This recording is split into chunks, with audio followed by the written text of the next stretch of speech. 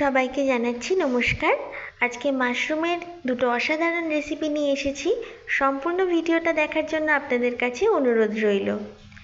আমরা এই রেসিপিতে বাটন মাশরুম ব্যবহার করছি। আপনারা আপনাদের পছন্দ মতন মাশরুম ব্যবহার করতে পারেন। মাশরুমের ভিতরে অনেক ময়লা থাকে, তাই এটাকে খুব ভালো মতন পরিষ্কার করে নেওয়া প্রয়োজন। মাশরুম নর্মাল জলে একটু ডুবিয়ে রেখে তারপরে খুব ভালো করে কচলে বা ডলে ডলে ধুয়ে নিতে হবে, যাতে মাশরুমের গায়ে বা এর ভিতরে কোনো ময়লা না থাকে। মাশরুমটাকে একটু ভিজিয়ে রাখলাম। অন্যদিকে সবজিগুলো দেখিয়ে দিচ্ছি। জুলিয়ান করে বা লম্বা করে কেটে নেওয়া আলু, গাজর আর ক্যাপসিকাম আছে, আর আছে টুকরো করে কেটে রাখা টমেটো, শসা, আদা, রসুন, পেঁয়াজ আর কাঁচা লঙ্কা কুচি। এই সবজিগুলো আমরা ব্যবহার করছি। আপনারা আপনাদের পছন্দ মতন সবজি ব্যবহার করতে পারেন। মাশরুম ভালো করে ধোয়া হয়ে গেছে।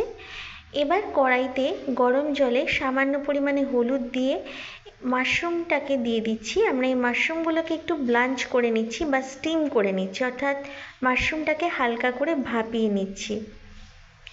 এইভাবে একটু ফুটিয়ে নিয়ে মাশরুমটাকে তুলে নিচ্ছি, যাতে মাশরুম খুব ভালো করে পরিষ্কার থাকে। আমরা এই পদ্ধতিতে মাশরুম পরিষ্কার করে নিয়েছি। আপনারা আপনাদের পছন্দ মতন পদ্ধতি অনুযায়ী মাশরুম পরিষ্কার করে নিতে পারেন। কড়াই গরম করে এতে দিয়ে দিচ্ছি সামান্য পরিমাণে মাখন। মাখন দিয়ে মাশরুম রান্না করলে মাশরুমের স্বাদ আরও বেড়ে যায়। এবার এর মধ্যে দিয়ে দিচ্ছি গ্রেট করে রাখা আদা আর রসুন কুচি। এবার এইগুলোকে দিয়ে মাশরুমটাকে হালকা করে নাড়াচাড়া করে নিয়ে মাশরুমকে অল্প পরিমাণে ভেজে নেব। খুব বেশি কড়া করে মাশরুমকে ভাজছি না। মাশরুম এমনিতেই খুব নরম একটা সবজি হয়, তাই এটাকে হালকা করে ভাজা করে নিলে এটা এমনি খুব নরম হয়ে যাবে। এই পদ্ধতিতে আপনারা মাশরুমের রেসিপি ট্রাই করে দেখবেন, এতে মাশরুমের স্বাদ আরও ভালো হয়। তাই আগে থেকেই আমরা মাশরুম মাখনের মধ্যে একটু নেড়ে নিলাম। মাশরুমগুলো হালকা করে ভাজা হয়ে গেছে, এটাকে একটা বাটিতে তুলে রেখেছি। এবার এর জন্য একটা কারি বানিয়ে নেব। কড়াইতে সাদা তেল গরম করে তাতে দিয়ে দিয়েছি শসা কুচি, পেঁয়াজ কুচি আর লঙ্কা কুচি। সব কিছু দিয়ে হালকা করে নেড়ে নিয়ে এবার এর মধ্যে দিয়ে দিচ্ছি জুলিয়ান করে কেটে রাখা বা লম্বা করে কেটে নেওয়া আলু, গাজর আর ক্যাপসিকাম। এবার এর মধ্যে দিয়ে দেব স্বাদ মতো নুন, হলুদ গুঁড়ো, লঙ্কা গুঁড়ো, অল্প পরিমাণে কাশ্মীরি লঙ্কা গুঁড়ো, আর দিয়ে দেব জিরে গুঁড়ো আর ধনে গুঁড়ো। এবার এর মধ্যে দিয়ে দেব টুকরো করে কেটে রাখা টমেটো। আমরা এই সবজিগুলো দিয়েই এই রেসিপিটা তৈরি করছি। আপনারা এখানে ইচ্ছে হলে আরও অন্যান্য সবজি ব্যবহার করতে পারেন। এবার সব কিছু দিয়ে এটাকে ভালো মতো নাড়াচাড়া করে নিতে হবে, যাতে মশলা এর মধ্যে খুব ভালো করে অ্যাবজর্ব হয়ে যায়। এবার এর মধ্যে দিয়ে দিচ্ছি শাহি গরম মশলা আর স্বাদটাকে বাড়ানোর জন্য অল্প পরিমাণে চিনি। চিনি দিলে এর স্বাদটা খুবই ভালো হয়, আপনারা ইচ্ছে না হলে নাও দিতে পারেন। সব কিছু দিয়ে এবার এটাকে ভালো মতন কষে নিয়েছি। এবার এই সবজির মধ্যে দিয়ে দেব মাখন দিয়ে আগে থেকে ভেজে রাখা মাশরুম। এই পদ্ধতিতে মাশরুম রান্না করলে মাশরুমের স্বাদটা খুবই ভালো হয়, তাই আমরা এই পদ্ধতিতেই রান্নাটা করেছি। এই রেসিপিটা আপনাদেরও এই পদ্ধতিতে করে নেওয়ার জন্য অনুরোধ করব। এবার এর মধ্যে দিয়ে দিচ্ছি অল্প পরিমাণে জল।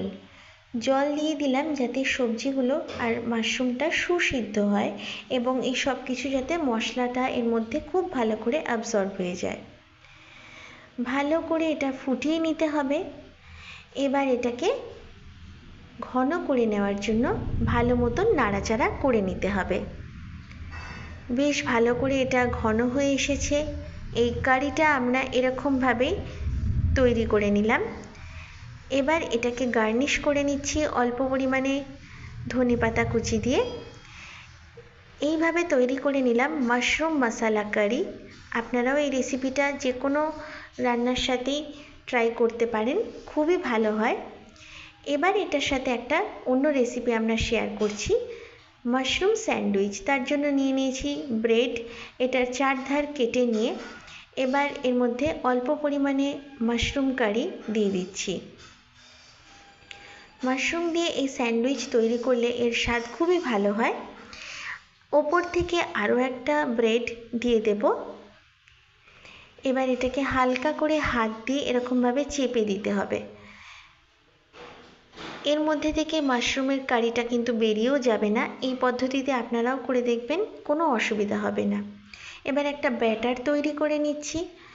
অল্প পরিমাণে জল আর তাতে সামান্য পরিমাণে ময়দা আর নুন দিয়ে গুলে নিয়ে এর মধ্যে এই পাউরুটিটাকে বা এই যে মাশরুম দিয়ে যে ব্রেডটাকে আমরা স্যান্ডউইচ বানিয়েছি সেটাকে ডুবিয়ে নিয়ে সাদা তেলে ভেজে নিতে হবে। এপিট ওপিট করে হালকা করে এটাকে ভেজে নিয়েছি গ্যাসের ফ্লেম লো রেখে।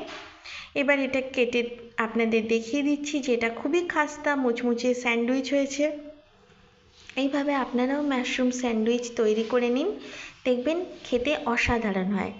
এর সঙ্গে একটু সস দিয়ে দিয়েছি। তৈরি হয়ে গেল মাশরুম স্যান্ডউইচ। তাহলে মাশরুমের দুটো রেসিপি আপনাদের সাথে শেয়ার করলাম। ধন্যবাদ।